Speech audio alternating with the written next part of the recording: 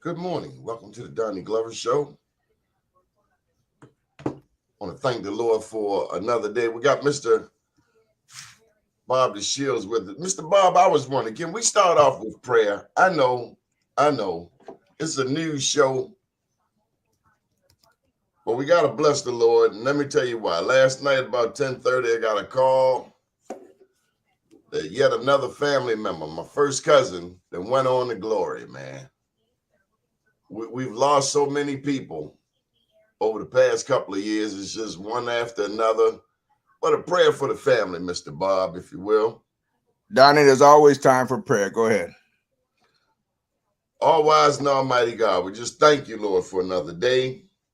We thank you for keeping us from all hurt, harm, and danger through the night. Please bless our loved ones. Bless us to take advantage of this moment and say, I love you. Hug somebody that you love. Call them, check on our seniors, check on those who may not have, check on those without homes, those without food, and may we all be better people. And welcome my cousin, Andre Glover, to the kingdom. In your name we pray, amen. Amen. Amen. What you been up to, Mr. Bob? Ain't talked to you, seems like forever. It's been a while. The woods are still full of lions and bears and tigers and things. If you're traveling back to grandma's house, you got to fight them every now and then. And How I'm about he- and I'm heading where grandma is every day, one day at a time. well, but no time soon. I hope not. I think I got work to do, but we don't. You'll never hear the bell that rings for you. Whoa, that's kind of like the gunshot. If Yeah, you heard the exactly right. gunshot, it wasn't aimed at you. Exactly right. You'll never hear the shot that kills you. Well, let's start on the international, Mr. Bob. Since we last talked to you, this country finds itself making a statement with the rest of NATO, North Atlantic Treaty Organization, against Russia. What's the deal here? Well, I've been doing a lot of reading, as many people have, I'm sure, about the situation, and I think that what's been reported has been somewhat lacking in adequate background, and I think that you've got to start with the 2004 coup in Ukraine, which ousted the then Russian president, the pro-Russian president, I should say, and installed Mr. Zelensky uh, with the assistance of the United States. Is that going back far enough? It probably isn't. I mean, I could go all the way back to the time when Ukraine was part of USSR and the breakup of the Soviet Union back in that time. But for our purposes, I think that for understanding really what's going on right now, 2004 is as far back as you need to go, because that's really when the current crisis began. And it began, as I say, with the ouster of the pro-Russian president and the installation of Mr. Zelensky and his ties to Israel and the United States. And in the course, for what I read anyway, during the course of that ouster, the U.S. Relied on support from one or more neo-Nazi organizations that are located within the Ukrainian military.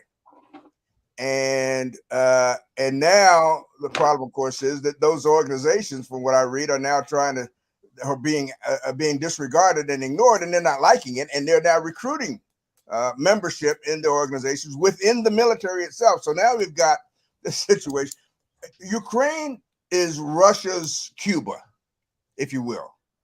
Ukraine is to Russia as Cuba was to the United States during the Bay of Pigs. In other words, just like we didn't like the Russians being that close to our back door, 90 miles away from Miami with missiles aimed at the U.S., Russia doesn't like Romania, Ukraine, Poland, any of them being of any assistance to the West with respect to aiming ICBMs and nuclear missiles at them, correct? That's the way I read it, and which is not to justify or even to defend in any way the extent to which Putin has waged war against the Ukrainians. But there's no such thing as a humane war by definition. And moreover, quite frankly, although there's hue and cry in support of Ukraine, I am reluctant to do that because from what I read, there is even in Ukraine the practice of black folk being either cut off the bus completely or pushed to the back. And you just threw a curveball. Yeah, I thought 1 minute you talking about the U.S., you threw Israel in there. I didn't even get my question in about that. okay. And now you're talking about black people? Yeah, the ones that can't board the bus until all the white folk have been evacuated. Well, hold up. Why does that take me right back to the Mexican border when the Haitians were coming in here and they had men on horsebacks? They had men on horsebacks whipping black people. It's a common theme because the disease of white supremacy has contaminated the world, has infected the entire globe, the universe. It's been spread. It's spread quicker than California wildfires. Oh, Mr. Bob, on Yes. 1 minute, I'm seeing it all on my news feed that I'm supposed to feel empathy for these people in the Ukraine because big bad Russia is banging them in the mouth. But then I hear about blacks who are there who are not allowed to leave simply because of the color of their skin. I don't understand that. That's like Karen calling the police on me when she caused all the problems from Jump Street. Well, I think you understand it perfectly, and in fact, I'm sure you do, and I hope that most black people do as well. We cannot continue to buy this story about we'll get to your rights later. No. We'll fix it for you later. No. We heard that story. We've been hearing it from No. the day of the Buffalo Soldier all the way to Vietnam. And No. I'm not losing one night's sleep. I'm not contributing one nickel to support a government or a people that doesn't treat my people equally. Johns Hopkins sent millions. I caught the headline about a week ago. Hopkins sends millions to Ukraine. And I've tweeted, why don't Hopkins send millions to East and West Baltimore? Right. Because charity does start at home, correct? That's the way I read the Bible. In fact, it tells me explicitly you got to take care of your own home before you leave and even walk to somebody else's yard. So, Mr. Bob, it is so refreshing to hear an intelligent black man because I'll be damned if I'm going to send you a dime. I have no empathy for you when you to kick my people in the teeth. Not one penny. Not one penny. And I'm so tired of. Thank God for this news outlet. I could not be a news reporter I could not be a black man reporting news for one of these mainstream outlets, seeing you disrespect my people, but I'm supposed to feel empathy. Right. Oh my God. And they run the story. Oh, the Ukraine families over here in Baltimore, we're to feel empathy. Oh, pimp, time out. And why do they do that? And then if you say something, oh my God, what kind of person are you? Certainly not a patriot. Certainly not. That's about as un-American as you could be right during these times. But I guess that's what I am. Sometimes the truth hurts. The truth of the matter is, as you say, I'm not spending one red nickel knowingly. I'm not spending one red nickel. I'm certainly not going to lose any sleep over what's going on in Ukraine, in as much as some of the Ukrainian people, at least those who call themselves white, treat the other Ukrainian people who are my color and black in the way that they do. I'm not going for that. One thing that's come out, and it's always in this world where you have people who think there's some type of white supremacy, but invariably, whether it's Russia, Mexico, doesn't matter. Do we understand that Black people are all over the world? I don't think we do, and to the extent that we are aware of it outside of Africa, that we're always portrayed as being inferior. We've been taught to believe that we are inferior. What's going on? I mean, that's another way to look at Ukraine, for example. It's colonialism. It's white colonialism on steroids. I mean, the whole process of colonialism is you see it, you want it, you take it, you declare it yours. That's What it. did Russia do that was so wrong? Yeah, I mean that's colonial. That's how they got to be a Portuguese Guyana or a French Guyana or Burkina Faso. Right. so and that's how you get to discover a country where other people already live. That's how you justify stealing their resources and digging up their ancestors. Yes. What kind of grave digging chicanery is that? You're digging up African ancestors. Absolutely right. What we need to be teaching our children in this country, because I'm done with Ukraine, but we need to be teaching our children in this country is that we became citizens the same way that other people did long before they got here. And that is when our feet touched the ground, we were citizens. It doesn't matter that we came involuntarily. When our feet touched the ground, we became part owners of this place that came to be known as the United States of America. We were never second-class citizens. Those sometimes in charge treated us as such. Those sometimes in charge passed laws to try to enforce the treatment of us as such. But we know how to change that now. I got to get deep with you. Mr. Bob, because I have a question. Okay. Mr. Bob, when it comes to colonialism, one of, if not the largest masses of people is India, Pakistan, and Bangladesh. Okay. Then me and you, we're brown skin. We know that they are brothers and sisters of an even darker hue than us right here in these United States. Right.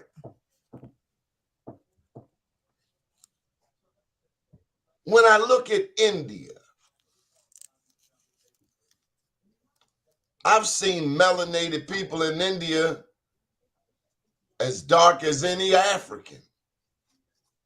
Right. But yet India suffers from a caste system, a class system, a system where the darker you are, the lower on the totem pole you are. Have you experienced that? Well, I've never been to India, but what I've read, that's certainly what I've read supports the notion of there being a caste system. But you got to understand, a caste system and a system of indentured servitude is different from slavery. And the difference is not marginal; it's significant. Even in the countries where they have a social order based on the color of your pigmentation or the color of your skin, it doesn't approach the cruelty and the brutality of slavery. It's a whole different animal. Now, if you ask the question, what is the context? Why is it that in almost every culture, whether the social order or class system, why is it that the color of the skin always seems to be a factor? I don't know the answer to that. I really don't know the answer to that. It could be of innate fear of darkness. It could be of innate fear of majority population. I don't know what the answer is, but I know that there's no other institution that I've read about anywhere in the world that compares American slavery. Well, let me go to South Africa, because that's come up in some of my private conversations. We talk about Rhodes Scholars. You and I are clear that Cecil Rhodes was a supporter of apartheid.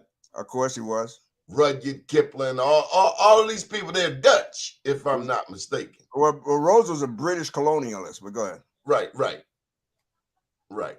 So the British went down into South Africa, the Dutch went down in there. All I know, Mr. Bob, is whether it's South Africa, whether it's the Congo, how is it that these African nations are loaded with natural resources enough to make them wealthy a million times over? But when you get down to the bottom of it, these countries do not control the natural resources beneath their feet. It is unfathomable that Africa as a continent imports 60% of its food. It's unfathomable. How could and that's because the economy, the money, the resources, even in South Africa. I'll be damned, you gonna be digging diamonds out of my ground, and I got to call somewhere halfway around the world for food. Mr. Right. Bob, Right. that means that I'm not managing what the good Lord gave me. I'm not being a good steward over my skills, over my talents, over my gifts. Well, it means that most people aren't motivated by the same thing that motivates the world economy as we know it. The world economy is motivated by greed. The world economy is motivated by the principle that more is not enough. Most people aren't motivated, and thank God, quite frankly, that most people aren't motivated that way. Most people just want to live comfortably, support their families, and be able to live a reasonably comfortable life. Most people don't want Jeff Bezos' money and don't go to sleep at night plotting how to overthrow Oprah. Most people just want to be able to raise their families in the way that they think is reasonable, and that's why, in many cases, when the colonialism took hold, they weren't prepared for it. They didn't understand the depth of it. They didn't understand what it would lead to. They didn't understand that they were, in fact, turning over or allowing outsiders to come in and take over their resources. And they didn't have the armament to resist in many cases. But there was resistance. There's a resistance all around. But we don't know about it because what Bill Barr said, that, the winner writes the history books. And so unfortunately, we the history books that are available to us, at least when I was in school, didn't tell the stories, didn't talk like you and I are talking now. In fact, the only thing when I was in high school, the only thing I learned about slavery was that a white man changed it and set me free. He called himself Abraham Lincoln. I wouldn't talk about the crew. We weren't taught, and this is all black school, by the way. It's not a white school. We weren't taught about the cruelties of slavery. We weren't talking about the 10 million people who were slaves in this country, or the equal number that died on the way here through the Middle Pass. We weren't taught that. We weren't taught. But anyway, but our children, as I said before, have to be taught that this is their country too. Not exclusively, but by the same measure and in the same way that the people who now say they control who can become a citizen, when they put their feet on the ground. When our feet touched the ground, we became citizens of this country. And again, the management, the government, that's just a management level. If you look at the country as being an entity, a corporation, the management are the elected officials. They're just management. But now we know the importance and we know how to change management. That's why voting rights was so important. I know, Mr. Bob, but when I think of India, they got you add India, Pakistan, Bangladesh together, they got more people than China. 1.5 billion people. China, 1.3 billion people. I'm trying to understand how little tiny England, how in Africa, South Africa, West Africa, in the Caribbean, in Haiti, where this little minority is controlling a population 3-4 times its size. I mean, where's your heart at? Where are your guts at? You can send a whole wave. We got them outnumbered 4-1, 5-1. Just let somebody take one for the team. Just run over there so the rest of us can beat them up. Why? Donnie, you know as well as I do that there was complicity on the part of the indigenous people. You know as well as I do that there were those who were inhabitants of those countries that were complicit with the invaders. That you know that when the ships pulled up to the Ivory Coast, the Gold Coast, and to go into the inner parts of Africa, the white folks stayed on board. They sent folks in that looked like the people that they were going to kidnap. Right? They sent folks in with bags of change or trinkets or whatever it took to try to convince people to capture their own. And in many cases, they were trying to the villagers were trying to advance their own interests. But it's always been about money. You've always been, unfortunately, there's always been people who are willing to sell out even their own people in exchange for a few pieces of silver. That's nothing new there. It's happened all around the world. All around the world. Very few people walk around with tags on the back saying, "Get me," or with a sign on their butt saying, "Kick me." But somehow or another, we always end up finding out who they are. We always end up being able to identify them. That's because somebody gets paid to do that. Let me shift gears to the national. When are the Trumps going to prison? Well, a lot of folk are hiding under the Trump skirt tails now, but are not really. I mean, Trump opened the door to the whole gamut of that group that wanted to take white supremacy and put it in action and mobilize it and politicize it and activate it in a way that it hadn't been. Now, they go under the Trump banner, not because they particularly support Trump as an individual, but he's a spiritual leader, if you will.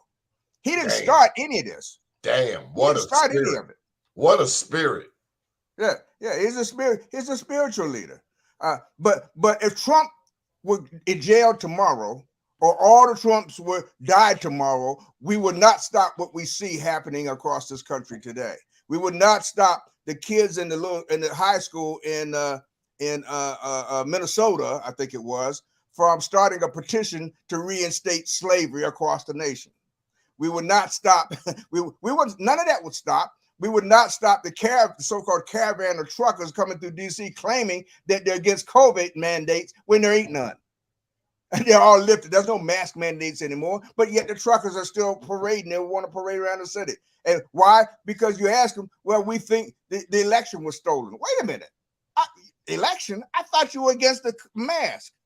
But you talking about the election, or we want Biden to pardon all the January 6th rioters. Wait a minute. I thought you were out here because you didn't like being told to wear a mask, or you didn't like being told to get vaccinated. Now you're telling me that ain't got nothing to do with why you're here. The real reason is the same as you with Trump and that group. Well, why? The answer is he's given voice. He's opened the door. He's unleashed the genie from the bottle. He's activated. He's politicized that visceral thing that many white folk have held in the bowels for years, but were afraid that it was not too unpopular. What are they hiding in the bowels? That now other people have the same rights as they, or I mean, because help me out, a lot of the people you're alluding to were poor and white and living in the deep South, and their condition is a result of their own doing. It doesn't matter. So you're trying to rationalize an irrational behavior, an irrational principle. The notion that people are born unequal or born black and white is irrational. We're not born black or white. We might be born different colors, but the concept of black and white is a cultural construct that was created after we got here. God didn't, we weren't born that way.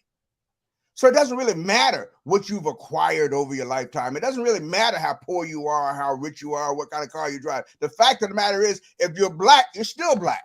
If you're white, you're still white. And that means you're better than anybody black. And that's been enforced legally. Not by some of the cases that we herald now. Brown v. Board of Education stands, in my mind at least, for the proposition that in an institution, in that case education, but it means any institution that is predominantly black is necessarily inferior.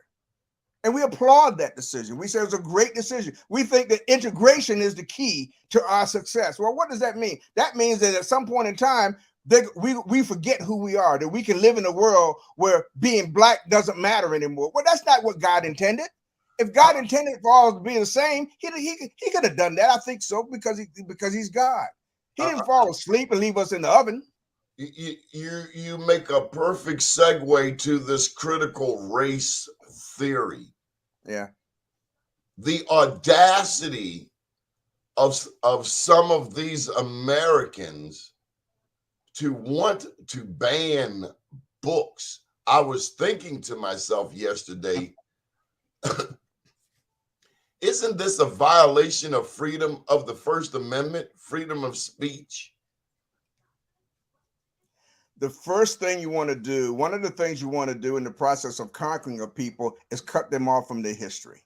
The way to do that is you destroy everything that they could go to learn their history. Books, artifacts, museums, whatever you destroy it. Denial.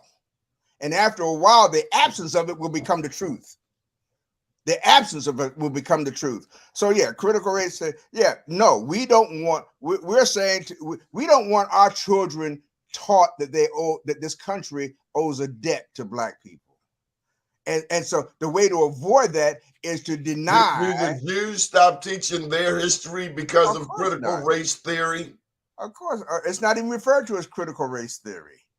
It's not, well, I thought that's what Whoopi had trouble with, where she identified Judaism as a religion and not a race. Now, did I miss something in biology? Well, because I thought the first Jews were as chocolate as you and I, straight out of Africa, where those holy books come from. Well, you're right. That's my historical understanding.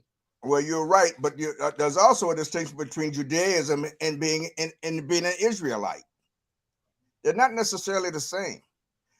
You're right that people sometimes confuse or use interchangeably Jewish as a relation as a identify a people versus Judaism to identify a religion. You're right; they use the terms interchangeably. But if you're talking about the people again, they come out of the heart of Africa. They are black. Yes. So who are these people saying what the truth is? Who are they? Well, anyway. Yeah, that's good. So we talked about the critical race theory. I wanted to bring this back home. What's going on with the Supreme Court thing? I'm just trying to, do we like this black lady or don't we? Because on one hand, she's not the name that I saw first out there. Was a couple of black ladies that were out there, National Bar Association, the black lawyers, they were pushing. Nobody was pushing this lady. Then on the other hand, I'm hearing people say, well, you can't be a Supreme Court justice if you're not going to toe the line. What is the truth about? So did Biden honor his word? He chose a black Supreme Court justice, or is this lady anything like Clarence Thomas? That's what I've been wanting to ask you for 3 or 4 weeks now. Well, it goes back to the issue of what does it mean to be black, and the fact that we haven't defined. You see somebody hitting your people upside the head, you don't turn and run away from it. You don't act like you don't see it. You treat it the same way America treats the Russian invasion of Ukraine. You're wrong. You're dead wrong, and you better stop or I'll bust your damn head. Well, if that's the definition of black, then we got a whole lot of folk masquerading. As a kid used to say in the old days, we got a whole lot of folk perpetrating. Obama wasn't black if you use that definition. Kamala Harris isn't black if you use that definition. And of course, Clarence Thomas isn't black if you use almost any definition. So I don't and know. He's a sexual predator. Yeah. Yeah. Anita Hill, man, we didn't even get through his nomination process without all of those long dong silver. I won't forget that stuff. This man, and I think he was approved. He was approved probably by the lowest percentage, the vote percentage of anybody in recent time. I think he got out, but less than 60, about 52%. And was Joe Biden a part of that process? Oh yeah, yeah. Joe Biden was a part of the Anita Hill. I mean, he grilled Anita Hill pretty good, and he called her everything pretty much other than a child of God. I mean, he was one of Clarence Thomas's greatest supporters, and one of Anita Hill's greatest, most vociferous attackers The during that same time when he was man with that we pardon? voted for president Yeah, is no damn different than Donald Trump. And you got to give Trump in this instance credit for being an overt racist. Because I tell you, I take an overt racist over a covert one any day. The overt one, they're scaling the walls of the Capitol on J6. They're not denying who they are. They're going in the doors, shooting up security guards, climbing through the windows. But it's those covert racists, Mr. Bob Dashiell. And sometimes they hide behind words that really confuse me. They're $20 words like progressive. What in the hell is a progressive? You either support black people or you don't. Well, the dividing line is whether, if you believe that America owes black people a debt, Yes. then we're on the same team. Yes. If you deny that, then we're not even in the same ballpark. Going back to things like the Homestead Act, they gave these people land. Right. They took our land. We had a freedmen's bank. They bankrupted our bank. Yep. I mean, these just some low, sorry people. And as I say, we know now how to change the management being the elected officials. We know it can be done even in the deep South, in a place like Georgia. We know it can be done. And we've got the martial law resources to do it. One of the things we've got to do, Donnie, in my opinion, is quit this so-called allegiance to this two-party system. I don't give it. It doesn't matter whether it's Republican or Democrat. I can't buy into a system where I have to prove over and over again that I'm a human being, that I have to prove over and over again that I'm entitled, that I have to act like I accept the premise that you control it and it's yours, and I have to come to you to get what is mine, a piece of yours, so that I can have something of my own. I will not accept that premise. That's why I'm leery. Out of hand. That's why I'm so leery of Elon Musk. Because if the world that you're going to attempt to create in outer space on some other planet is anything like the racists I have encountered on this planet, you can have that planet. You can have it all to yourself and hope you never come back. Well, the fact of the matter is America should own Tesla. I mean, Obama made Tesla. I mean, when he gave him that $20 million, Tesla would have never gotten out of the garage if it hadn't been for Obama. And this interesting thing is, in most cases, when you go in at that level of risk, you become an equity partner. You become part of the return. You just can't give me my money back and sit with 4% interest. Hey, no. I took all the risk. I deserve all the profit from it, which would go into the profit into the till for America as a whole. Obama gave Musk the money and that created the company, and he's let him keep it all. That's why Elon Musk is a rich man today, is a billionaire today. That's really our money.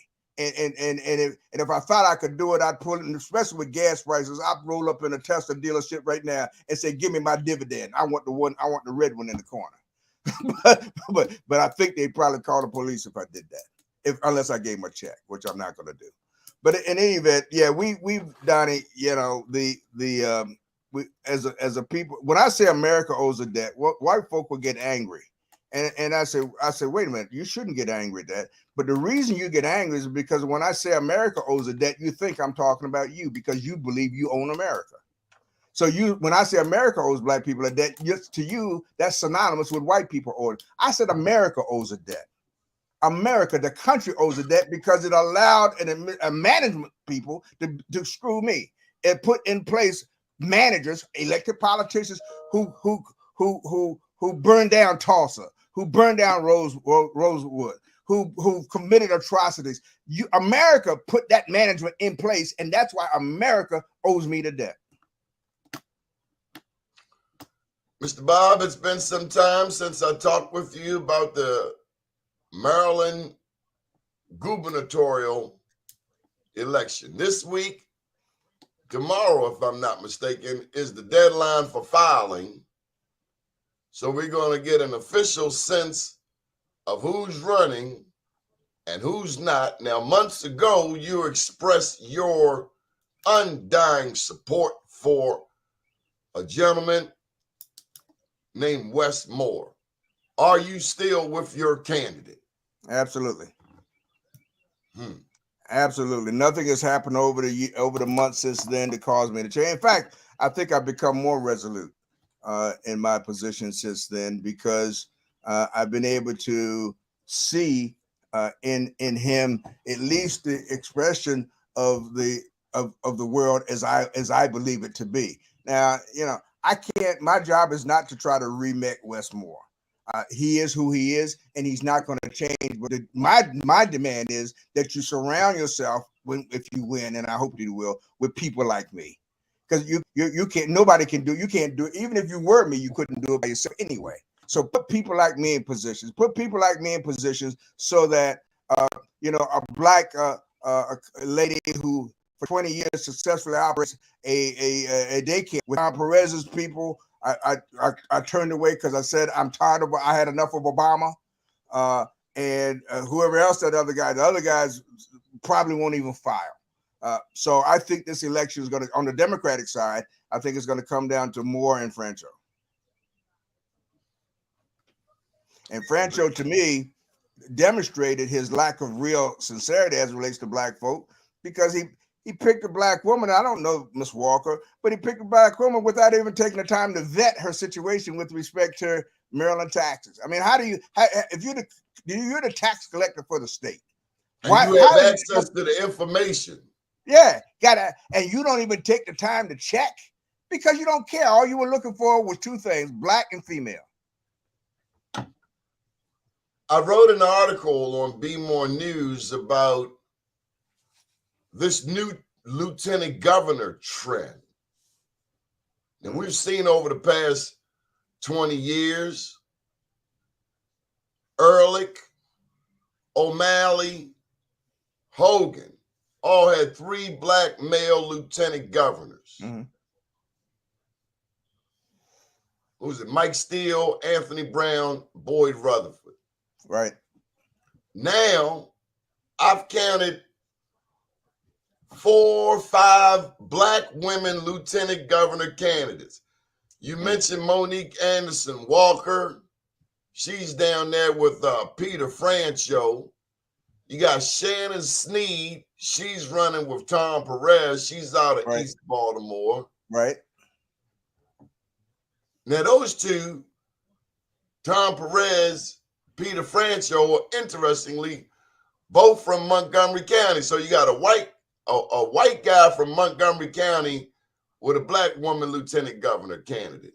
I recently met Doug Gansler's running mate. Doug Gansler, former attorney general, right, from Montgomery County. Right. He's got former Hyattsville mayor Candace Hollingsworth. Now, I interviewed her, and not only is she very attractive, but she's brilliant. Right. She had my former Morehouse history professor, Dr. Leroy Davis, when she attended Emory, because I just couldn't understand why this black woman was touting Emory. But if you ever met Dr. Leroy Davis out of Southeast DC, he went from the streets of Vietnam right into college and went on to get his PhD in history. He was the type of professor who was teaching us about, I already knew about him, but the legendary last poets down in Morehouse. So for me to hear the legendary last poets on the upwardly mobile campus of Morehouse College was just very refreshing to me.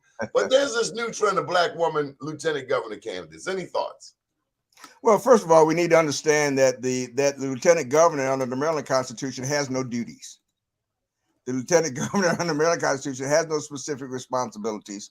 The lieutenant governor has only such things to do that the governor gives them to do. So, in other words, the lieutenant governor's position in Maryland is a toothless tiger. It really has no power anyway. Now, Unless the governor dies. yes, that is correct. Unless the governor dies or is removed from office or otherwise becomes disqualified or unable to serve, then the lieutenant governor moves up. But as long as the governor is breathing and can talk and walk, the lieutenant governor's job is to do whatever he's told to do or not to do, whether it's female or male. But the point is that we have a history here of many of lieutenant governors who are being more qualified than the gubernatorial candidate themselves. And it started really with Steve Sachs and Perrin Mitchell. You know, Perrin Mitchell was a lot smarter and a lot more qualified to be governor than Steve Sachs was. Who were they running against? Mickey Steinberg rings a bell. I don't remember. Who said again? Mickey Steinberg, was he in that race? Could be. It could have been. It could have been. Yeah, it could have been. I actually don't remember. I just remember that Perrin ran because during those days I was his personal counsel. But and I always thought, why are you taking a back seat to Steve Sachs, for God's sake? You're much smarter. Because of America's skewed lens, racist lens. Yep. So I don't. If you're gonna be mayor of Baltimore and you want to empower black businesses, the reality is you have to help empower white businesses as well. Marion Barry understood that. So a black mayor doesn't have to mean white people are not going to eat. Nobody ever said that. We are saying that more of our people are going to eat. But Donnie, here's to borrow from President Biden. Here's the deal: we've lost sight of the end game. Unemployment, for example. This is a very simple thing. People want generational wealth and all that kind. 99% of all people, to the extent they acquire anything, is going to be as an employee. Secondly, there is no wealth that's unattached to land.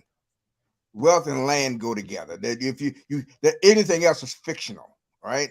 Any other kind of wealth is purely fiction. The real wealth is tied to land. And so what am I saying? I'm saying that we've got to remember that the reason people go to work is to earn enough money to support their families. That's become disconnected. We think there's some honor and privilege in just having a job. But I'm telling you that if you have a job that in law school, we call that the unfulfilled promise.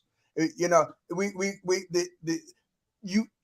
the deal is that I'm supposed to work, and in exchange for that, you pay me enough to support my family, then I've achieved my purpose. It's been fulfilled. But that hasn't been the standard in this country or in the world for a long, long time. We substituted, in exchange for fair wages, we substituted credit.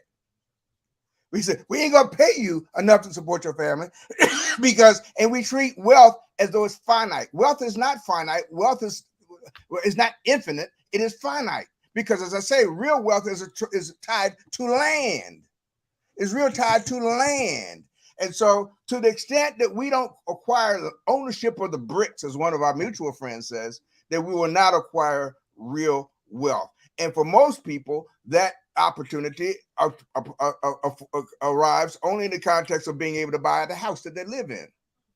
Now, that's fine. But you will never acquire generational wealth that way, not by just owning the house that you live in. That's not going to happen. The only way you're going to acquire generational wealth is that people pay you what you need to be paid to support your family, so you can raise the family, so you can be there around the dinner table, so you're not running up and passing each other, going through the revolving door, going to a second and third job, so that you don't have to worry about where your kids are after school because you're there waiting for them at the door when they come home. To help them with their homework or to help them with their problems or to talk to them. In other words, we have allowed the destruction of the family. We've allowed, and so goes the family, so goes the community. I want to go back to that Westmore scenario. Okay. I've done some research and I found out your birthdays are around the same time. Is this why you like Westmore? I don't even know when his birthday is. Mine is on the 1st. October 15th. Well, I'm on the 4th of December, so we're not really close. We're not Oh, even. I I'm got your December birthday 4th. I'm wrong. not. Yep, yeah. I'm a Sag. I don't know what October is. Oh, that's the Libra. Okay. Okay. Okay, I got my signs mixed up. Okay, bring me back to Baltimore City. What's going on with the mayor? Well, Baltimore is, I think, is struggling in a number of different areas. The one that we hear about every day that we can't avoid is the shootings every day, every weekend. 4 people this way, 7 people there, 2 people yesterday morning. The fact is this: there is an element out there in the street that has to be that we have to deal with, that has to be gotten rid of. And the fact of the matter is, neither the police nor the community acting independently can deal with that element. The police and the community have to become one. Okay, That but can't you happen. don't know what cops you can trust. That's That's a challenge. exactly right. You're The living here in community is Sandtown. not going to cooperate unless they can trust the police. See, the dope man, you know the dope man. The Yes. dope man has the strongest constitution of them all. The dope man is going to sell dope. But the police, the politician, the preacher, they 50-50. Yeah, you don't know. I would offer and in fact I did offer to one mayor or candidate some time ago a simple thing. In order to establish trust put us on a path to establishing community trust for police.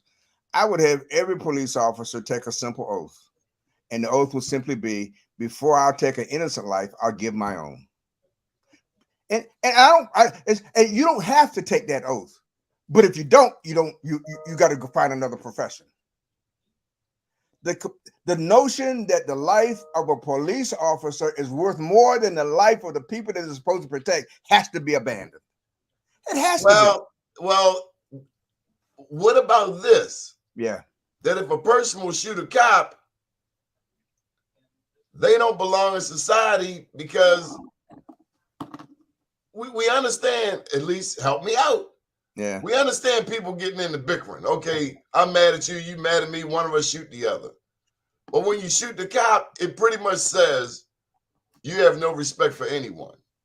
Well, I mean, that's the traditional notion.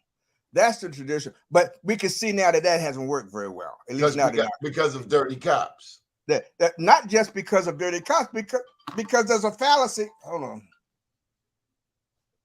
Because the fallacy of the original notion. I didn't shoot the cop because he was a cop. I shot him. He was somebody who was interfering with what I wanted to do. He could have been an astronaut. He could have been a preacher. It wouldn't have mattered. I didn't go out hunt for somebody wearing a uniform. He just happened to be there and trying to stop me from doing what I wanted to do. And he got in the way and he got shot. That doesn't make his life worth more than the people who's supposed to protect. That's a false notion. It's a false narrative. That is what has led to the blue cone, the blue shield. That is what has led to the notion that we protect our own. They're acting a paramilitary force. We're occupying the territory. We've got to stop. You'll never get trust. You're only going to get trust if they take the oath or some semblance of that, or when grandma can look down the street and see the cop coming in uniform and say, "Oh, I know him. That's Mercedes' boy." He used to bring my groceries home for me. I used to see him. I used to see his mama taking him to church, or somebody picking up at school. I trust him because I saw him growing up. I know his people. I know where he come from. That's trust. And you're not going to get that with people driving down here from York, Pennsylvania, with crew cuts, and the only thing they want to do is get in their car at 5 o'clock or whenever the shift is over and get back to York, Pennsylvania. You're not going to develop no trust like that. Mr. Bob, before this show ends, I have to ask you about gentrification. I can tell you, Mr. Bob, that I've come a long way since the first spotting. I gotta call you back. I've personally come a long way as a human being since I first spotted white homeless addicts trekking through my alley, sleeping in vacants, causing fires, shooting dope all over the place, including on the playground with the kids. And sadly leaving their needles there. I've come a long way Yeah. since then.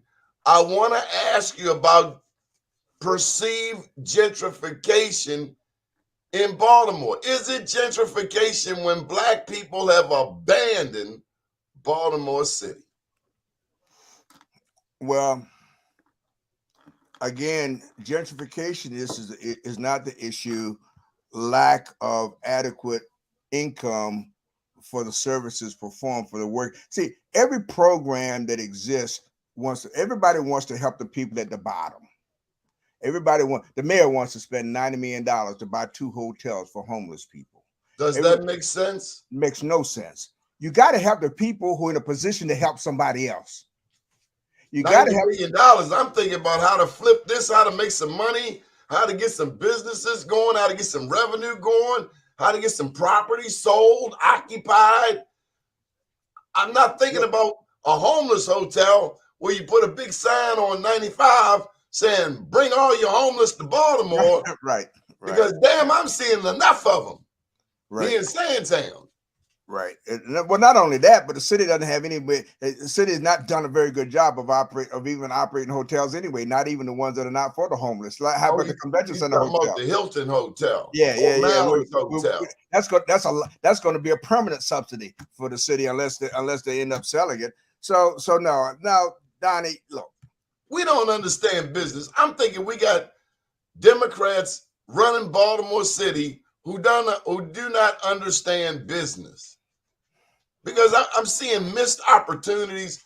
We don't have a Fortune 500. We'll invest in building up a Port Covington, but to hell with the people in East Baltimore and West Baltimore who pay the taxes, who pay these rotten, exorbitant water bills. To hell with the everyday people whose children go to Baltimore City public schools, of which no one takes responsibility for. Right. I mean, I'm not the biggest fan of Fox 45, but damn, Mackenzie Elliott, boy, she chased black politicians like she's a bounty hunter. Yeah, I mean, you talk about education, I'm just real clear on that. No public education system or education system at all where D is a passing grade can be supported. I mean, in that fashion.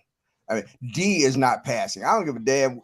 There's nothing you can tell me to make me accept that D as a passing grade in Baltimore City or any place else in the world. What are you telling me? Go out and buy yourself a poor car. Go out and buy yourself a poor house. Go ahead and get yourself a poor whatever it may be. D is not we must demand excellence no matter what.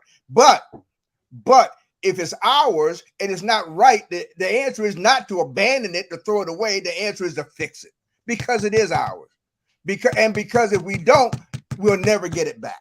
If we abandon it, if we allow it to be taken, we'll never get it back. So fix it. Don't. It's not fix it or get rid of it. That we have no choice. We have to commit our resources to say. And look, most of our children are going to come through the public school system. Yeah, you talk about people leaving the city. Let them leave. The problem is we haven't done enough to keep the people who live here. And the one thing that we need to do, we need to increase their wages.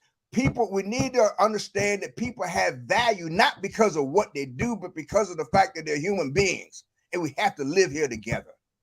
The fact of the matter is, and it wouldn't take that much money. I mean, the money that Bezos or Oprah makes overnight while they're sleeping would provide income for I don't know how many thousands of people, or would support the wages for how many thousands of people. We got this notion that of haves and have-nots, and you either one or the other, and more is not enough. That's the problem. Greed is the primary component to the capitalism, at least as it's administered in this country. Mr. Bob, I'm going to tell you how to fix Baltimore. Now, I'm just joking here, but I'm going to tell you how to fix Baltimore in one swoop. What's that? You put 10 black people, 10 qualified baseball players on the Baltimore Orioles. That's the problem. See, the Ravens got it. The Ravens understand the community, but ever since them damn Orioles left 33rd Street, ever since they took Baltimore out of the Orioles, See, that's the problem. That's the one area we used to come together on. I mean, now it's either sex or drugs. You know, black people, white people, we get along as long as it's drugs. But that was just good old fashioned baseball, 33rd Street, up in the nosebleed section, Junior Orioles. That's how you fix Baltimore. Everybody coming together, walking to the bus stop. Nobody got beat up. Nobody got ganked. Nobody got shot. We all got to know each other, learn each other a little bit more. But the Orioles, they ain't got one damn black player. Where's Adam Jones? Go get him back. Well, I don't follow baseball, and I accept what you say. But in those days, we still had Sparrows Point. We still had a solid middle class black neighborhood, black middle class. We don't have that anymore. We just don't have that anymore. And the reason is that we tied into this system that says we pay you for what you're worth, for your contribution. Well, you know, when the garbage workers went on strike in New York, there weren't enough doctors to avoid typhoid. There weren't enough doctors. So they made a point. You know, you pay me what I'm worth, or and not because I'm a doctor, but because of my contribution to your life. When I, you know, and I tell people all the time. So instead of using the gifts that we're given for our children and others, I had a brother who barely made it out of high school, never stepped foot on a college campus, but could take apart and put together everything from a Rolex watch to a V8 engine, and never cracked a book. Okay, never cracked a book. We have gifts that need to be nurtured, but we've turned our backs on them. We say, if you don't go to college, then you must not be worth anything. You're a second-class citizen. So go to college, come out with a debt that'll take you 15 years to pay, and a job that won't pay you enough to pay your debt over 15 years. I'm against the debt, but I'm not against academics. We'll buy a $300 belt. I don't want to hear anything about the cost of education, because we've shown that the cost of ignorance is even more. Well, I listen. I'm not, and don't I get me wrong. I got to throw this in there. I'm seeing a new trend, relatively. Grown black men, 35, 40 years old, big boys, riding these little 3-wheel bikes through the neighborhood playing rap music. Yeah, Donnie, you know, that says it all. But everybody ain't gonna make it. Everybody. That's why the book talks about that being a remnant. Yes, there are people that are lost. There are people that, but we can't blame. I don't blame our children for being lost. We never taught them the right direction. We never taught them the right direction. I accept responsibility. My generation screwed up. My generation, and maybe yours, I might be a little older than you, but my generation was the first one to say, we've arrived. We've made it. We've cracked the glass ceiling. We've gone through the closed door. And now I got mine, you got yours to get. We taught our children that they have to be twice as good as somebody else, which was an anomaly. It was an impossibility. We taught our children that what we have and what we give them can never be as good or as important as what other people have and what they could give them. And then we turn around and wonder why they don't respect us. Why? You taught me all my life that what they got is better than you could give me. So why am I listening to you? And then we wonder why our children don't listen to us. We have Flores begging the NFL for a head coaching job, industry where 70% of the income is produced by black players. And we can't make that transition where 80% of the NCAA Division I players are black. If you visit this country and go and watch college basketball, the March Madness, and you would think these were all black schools. But they were our children, Donnie. Our black mothers gave birth to them. Black mothers changed their shitty diapers. Black mothers fed them. Black mothers got up in the middle of the night. And what happened to them? We put them on the modern day slave market. We call it the NFL draft. We call it the NBA draft. That's another form. It's another form of slavery. We're selling their physical abilities. We don't give a damn of what's in their head, and we certainly don't care what's in their hearts.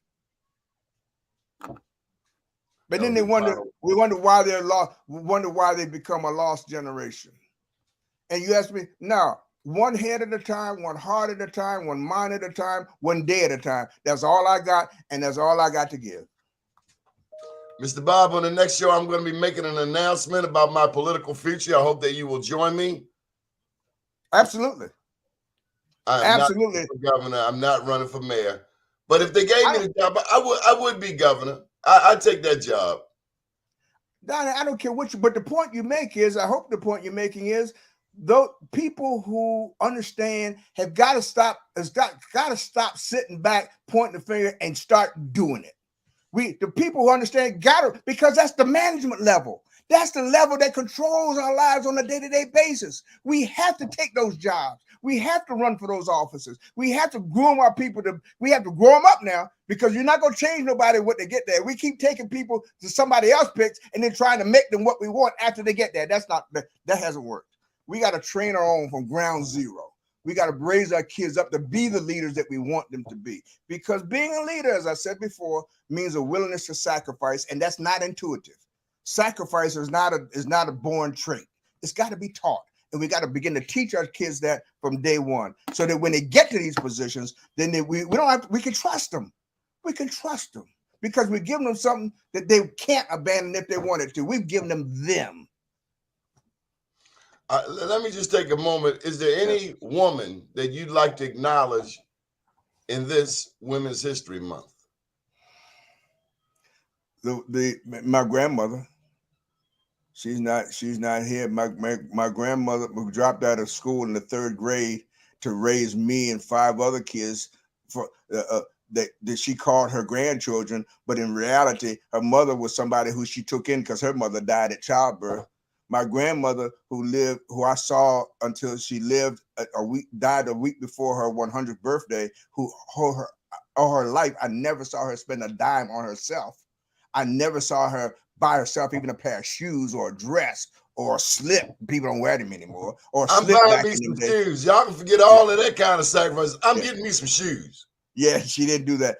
She taught, and my grandfather, but my grandma, it wasn't until late in life that I understood that love without sacrifice was empty. That love without sacrifice was just words. If it means something, you're willing to give. And sacrifice doesn't mean giving until it hurts. It means giving until it helps. My grandmother.